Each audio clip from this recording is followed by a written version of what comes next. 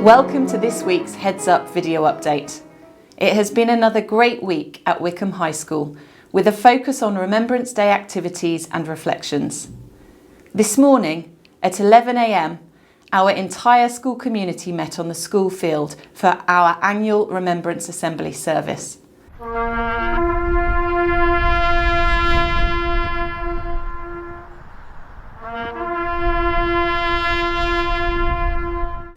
The level of engagement and the evident respect for the occasion was truly humbling. I'm very grateful to our head girl Edie and to our deputy head girls Janani, Grace and Charlotte for leading the service. Janani asked us to remember those who have died for the country and war, those who we knew and those whose memories are treasured, and all who lived and died in the service of others. Sarah in Year 12, Anya in Year 11 and Giselle in Year 9 did a fantastic job playing the last post and the reveille. We were delighted to be joined by our chairman of our trust board, Mr. Garman Jones. Year on year, Wycombe High School students show their support for the British Royal Legion Poppy Day appeal, and this year is no different.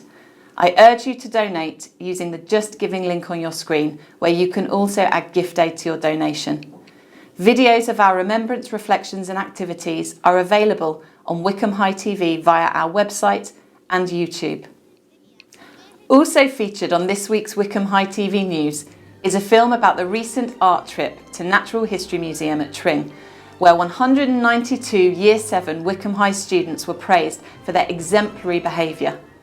Meanwhile, with Elon Musk having just paid $44 billion for Twitter, students give their views on which social media platforms they like and the ones they don't.